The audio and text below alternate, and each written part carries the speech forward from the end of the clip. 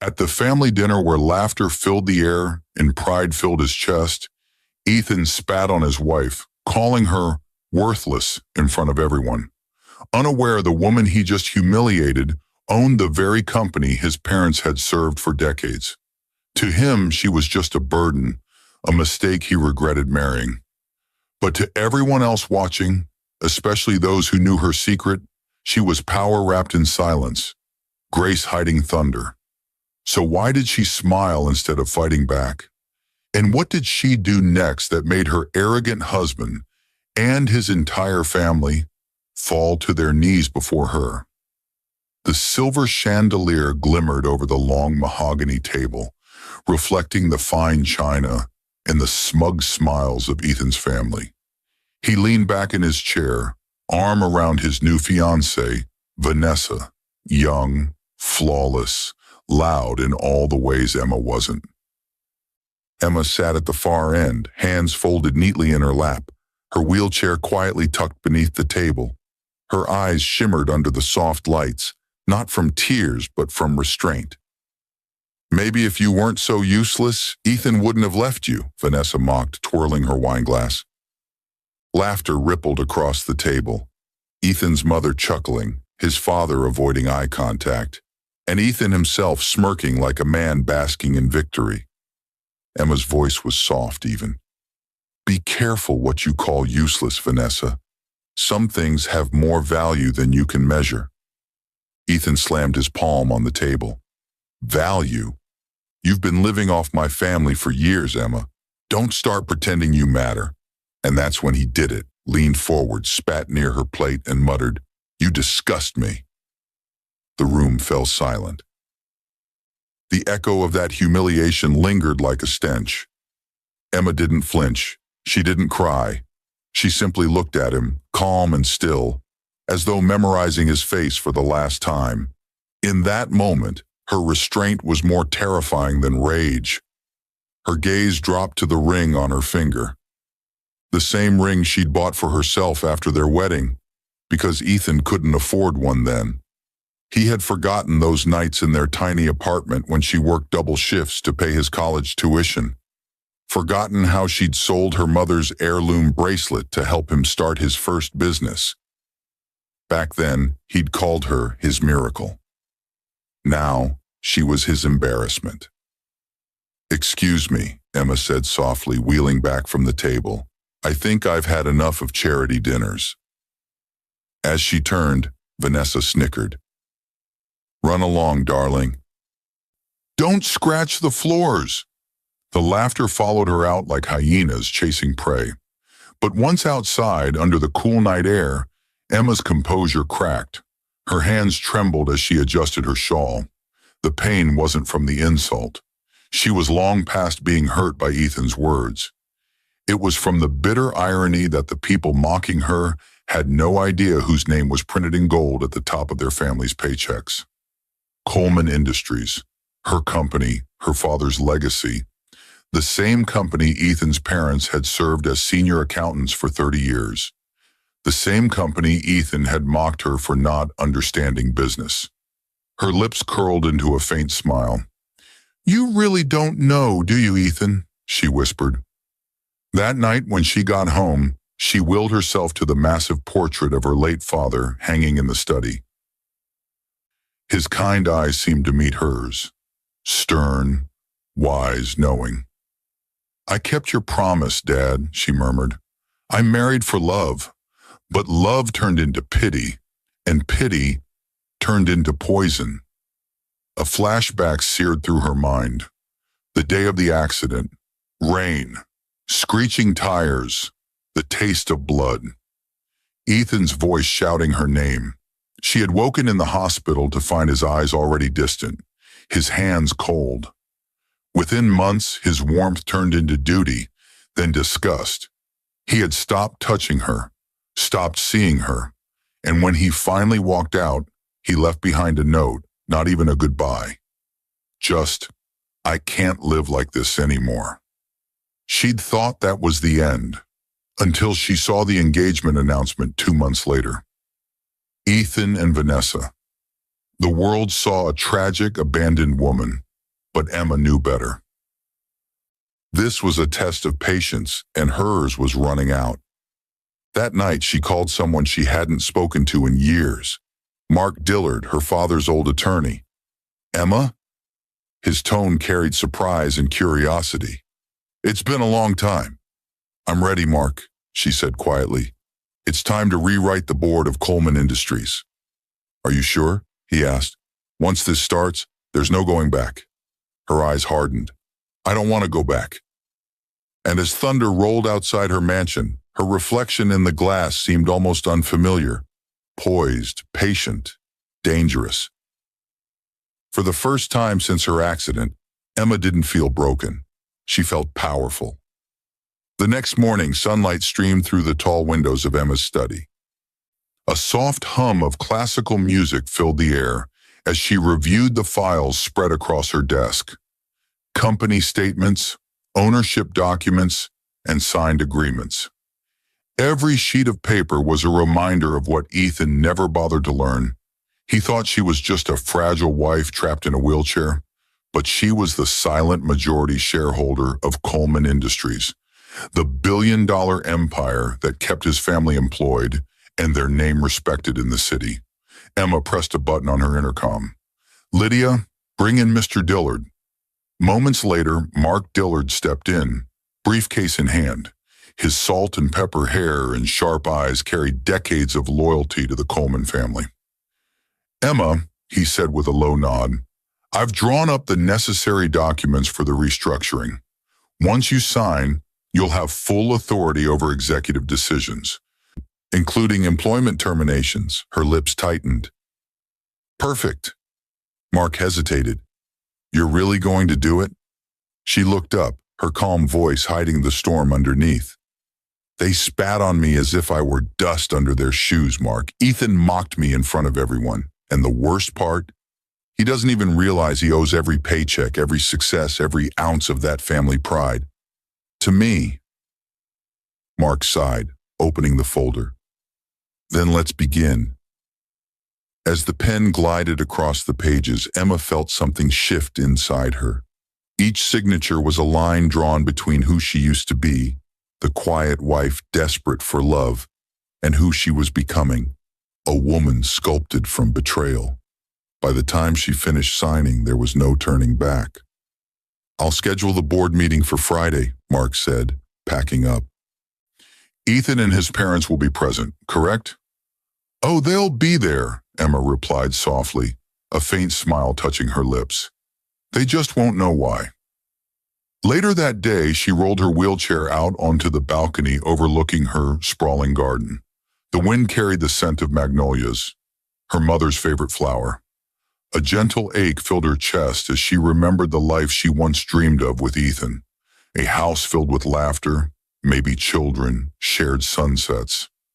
Flashbacks blurred the edges of her thoughts. Their wedding day, Ethan's teary vows, his hand trembling as he promised, through sickness and health, forever. Forever had lasted 5 years. The phone buzzed beside her, pulling her back to reality. It was a message from her assistant, Lydia. "Lydia, Mrs. Coleman," Mr. Ethan called. "He said he wanted to discuss a business proposal with you personally." Emma's eyes flickered with intrigue. Ethan had no idea who Mrs. Coleman truly was. To him, she was just some anonymous executive behind a powerful company. "Set the meeting," Emma texted back. "Tomorrow morning at my office." The next day, Ethan walked into the lobby of Coleman Industries with Vanessa clinging to his arm. He was dressed sharply, confidence dripping from every step. He had no clue that every employee bowing respectfully as he passed was secretly watching the wife he had humiliated prepare his downfall. They were escorted to the top floor, where Emma waited behind a wide mahogany desk. When Ethan stepped in, his grin faltered. His mouth fell open slightly. "Emma?" Vanessa blinked, confused. "Wait, you're the executive we're meeting?" Emma's calm smile never wavered. "Good morning, Ethan. Vanessa, please sit." Ethan's confusion melted into irritation. "What the hell is this? I came to meet the CEO." You are, Emma interrupted softly. Vanessa's face drained of color. You're the CEO? Emma folded her hands neatly. Majority owner and chairwoman, actually. You're sitting in my office. Silence crashed between them. Ethan's jaw clenched, his pride twisting into disbelief. That's impossible, he spat. You're crippled? She finished for him. Her tone was steady, unflinching. Yes, I lost my legs, not my mind. Vanessa's hand slipped from Ethan's arm. Emma's gaze sharpened. You came here with a business proposal, didn't you? Something about expanding your new construction firm. Ethan tried to recover his composure. Yes, it's a great opportunity for Coleman Industries to... Declined, Emma said flatly. What? I don't do business with people who spit on me, she said, her voice calm but cutting.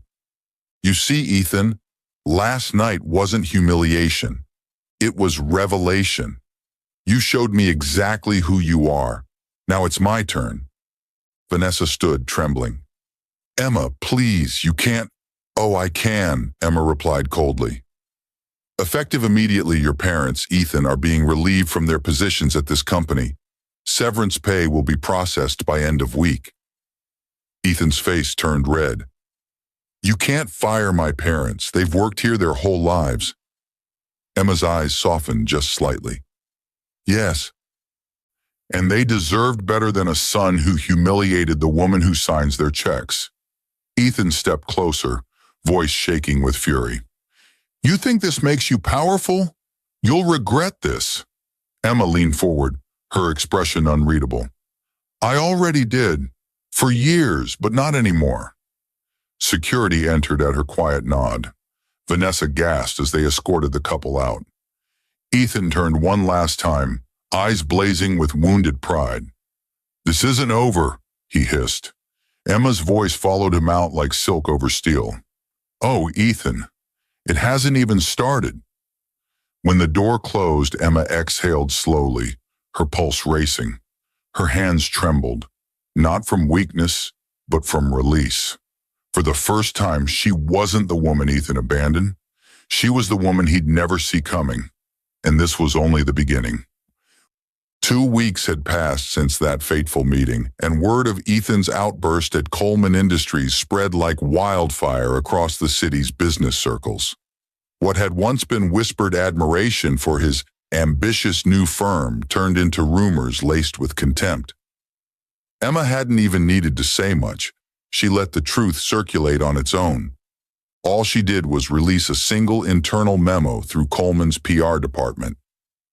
Effective immediately, the Coleman Industries Board has terminated all partnerships with Ethan Parker Construction due to violations of ethical conduct and professional integrity.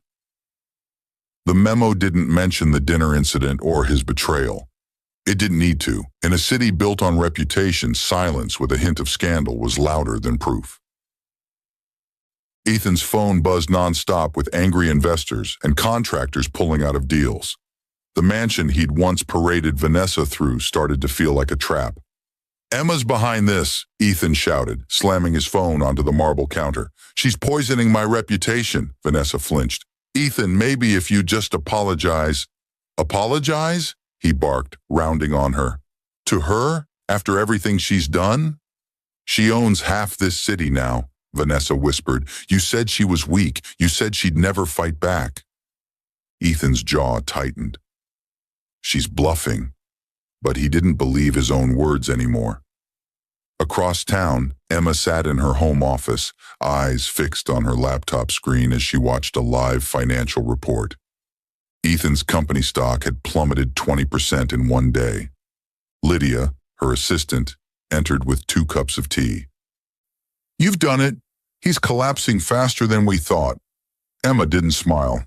No, she said quietly. Not yet. Her voice carried no hatred, only precision, like a surgeon cutting through rot. Her father's words echoed in her memory. Power doesn't scream, Emma. It whispers, and the wise listen. She was done whispering. That evening, she opened a folder marked Vanessa Legal Affairs. Inside were documents detailing how Vanessa had falsified qualifications to gain her previous job at a rival firm. A secret Ethan didn't know. Emma had discovered it years ago, but buried it, back when she believed love mattered more than revenge. Now it was leverage. She drafted an anonymous tip to the firm's HR department, attaching scanned proof. Within 48 hours, Vanessa's name was trending online. Vanessa Moore fired over credential fraud scandal. By Friday, paparazzi had swarmed their home. Ethan's business partners refused to take his calls. Clients withdrew contracts. The empire he'd built on arrogance was rotting beneath him. But still, Emma wasn't satisfied. Revenge wasn't about destruction, it was about lesson. That weekend, she hosted a charity gala under Coleman Industries' name. The city's elite attended, the same people who once mocked her for being the crippled wife. This time she arrived in an elegant silver gown, her wheelchair customized with chrome edges and soft white leather. Cameras flashed. The crowd fell silent as she entered. "Is that her?" someone whispered. "She looks incredible." "Did you hear what she did to Ethan?" Emma smiled graciously, nodding as journalists rushed in. "Mrs. Coleman, is it true you're the sole owner of Coleman Industries now?" "Yes," she replied calmly. "I took over after certain unethical associations were discovered." It was the perfect bait. An hour later, Ethan arrived uninvited, disheveled and furious. Security tried to stop him, but Emma raised her hand. "Let him in." He marched across the ballroom, voice echoing. "You think humiliating me makes you better, Emma? You think money fixes your broken legs?" Gasps rippled through the crowd. Cameras rolled. Emma's smile didn't fade. "No, Ethan," she said softly, her voice steady. "Money doesn't fix broken legs, but it does reveal who will stand by you when you can't stand yourself." The room went still. Reporters captured every word. Ethan's expression faltered, rage bleeding into regret. "You can't do this here." "I'm not doing anything," she interrupted. "You're doing it yourself."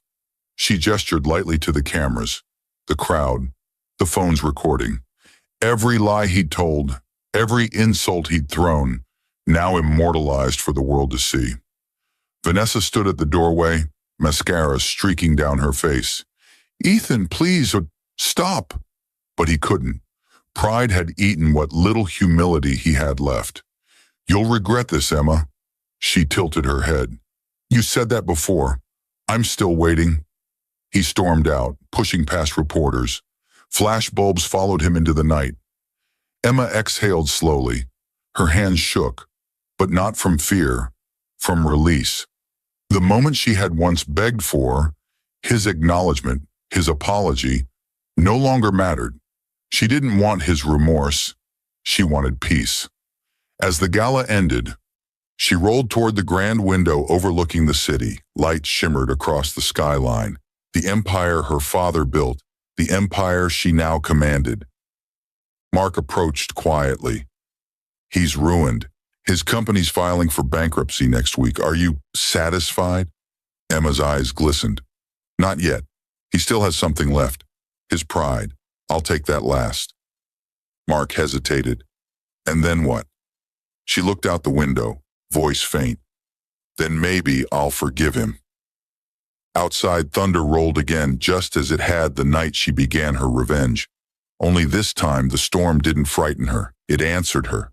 Her vengeance wasn't over. It was evolving. Rain fell that night, a soft drizzle at first, then heavier, as if the sky itself wanted to wash away the sins that had soaked the city. Inside her glass-walled penthouse, Emma sat by the fire, the glow reflecting off the framed photo of her and Ethan from better days. His smile looked innocent then, full of dreams, but she knew now it had been built on lies and ambition. Her phone buzzed. Lydia's calm voice came through. "Mrs. Coleman, the transfer's complete." Ethan and Vanessa have officially lost the last of their company assets. The media's already running the story. Emma nodded slowly. And the house? Foreclosure notice was served this afternoon. They have 30 days to vacate. For a long moment, Emma said nothing. She could almost see it.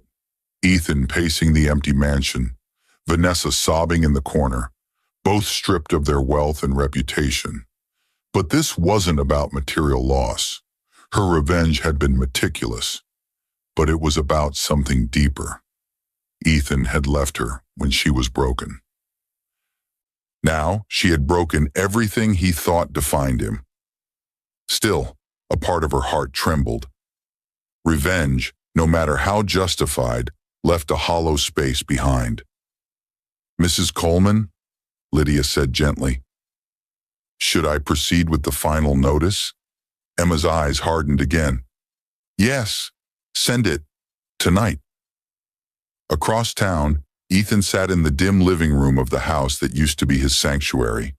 The power had been cut off hours ago due to unpaid bills. Candlelight flickered across his face, once confident, now worn with desperation. Vanessa sat opposite him, mascara smudged, her once luxurious gown crumpled from days of wear. "This is your fault," Ethan muttered. "My fault?" Vanessa shot back, her voice sharp with hysteria. "You're the one who thought you could humiliate a woman who owns half the damn city. You told me she was weak." "I didn't know," Ethan shouted, slamming his fist on the table. "She hid it from me." Vanessa laughed bitterly. "Maybe she didn't hide it. Maybe you just never bothered to see her." The silence that followed was heavy, cruel. Ethan sank into the couch, his hands covering his face. Memories of Emma flooded in. Her quiet laughter, the way she believed in him when no one else did.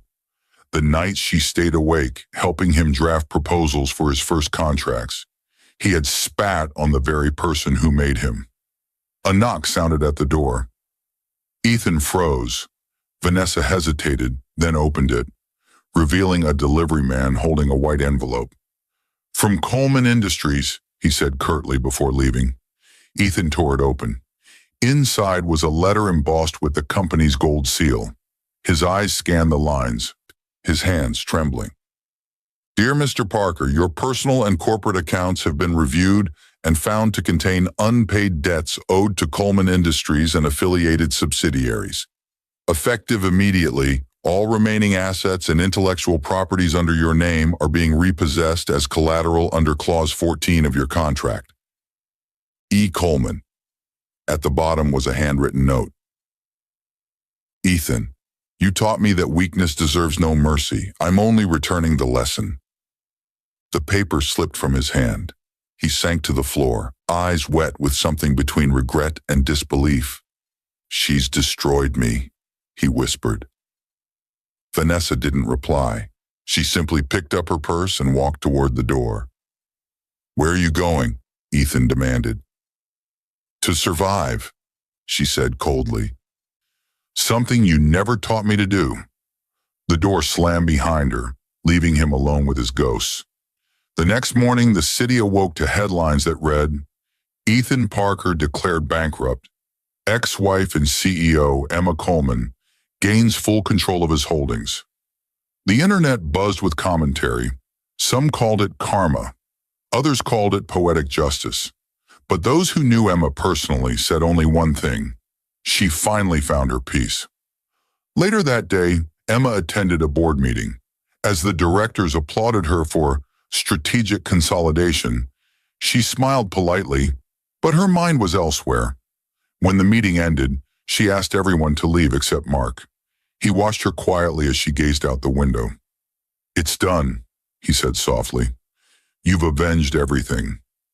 Emma turned to him, eyes distant. "Have I?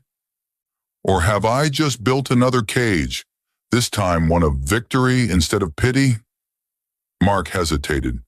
"You still loved him once. It's normal to feel conflicted." She looked at the reflection of her wheelchair in the glass.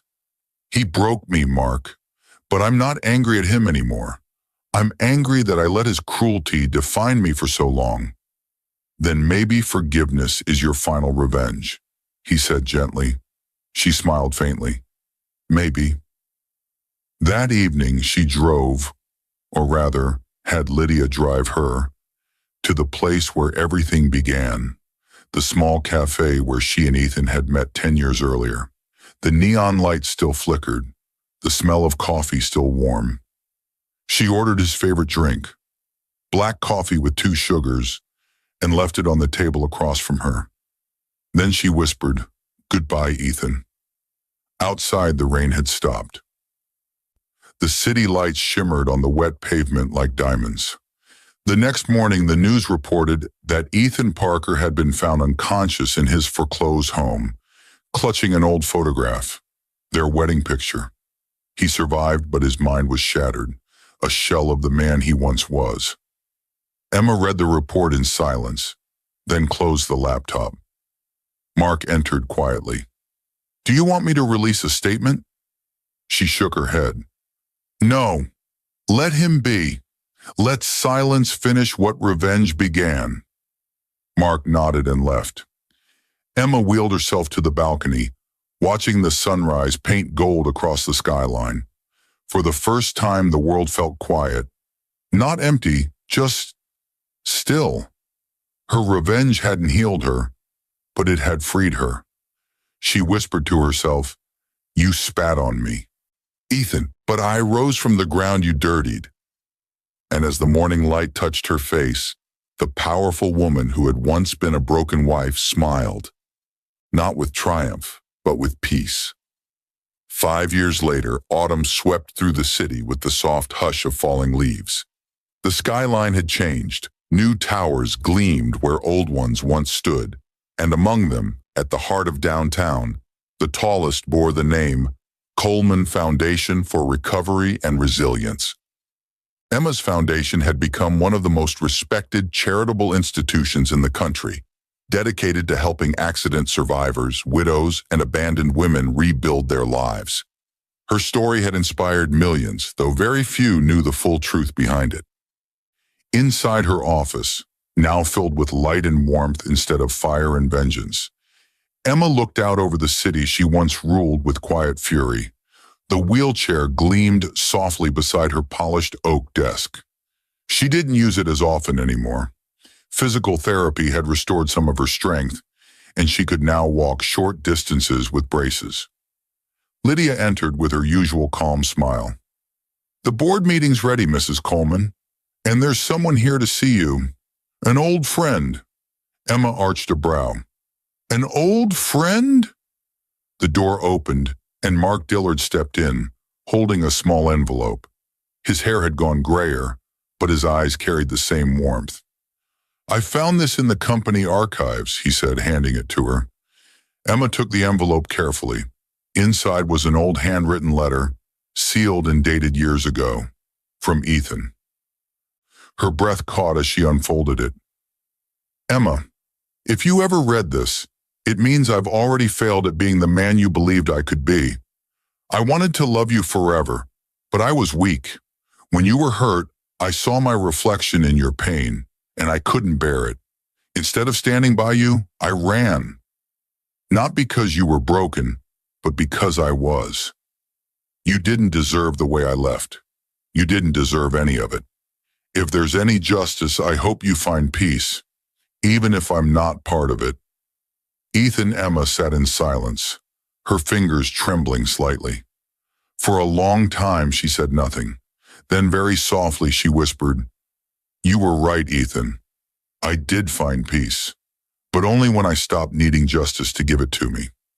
She folded the letter carefully and placed it back into the envelope.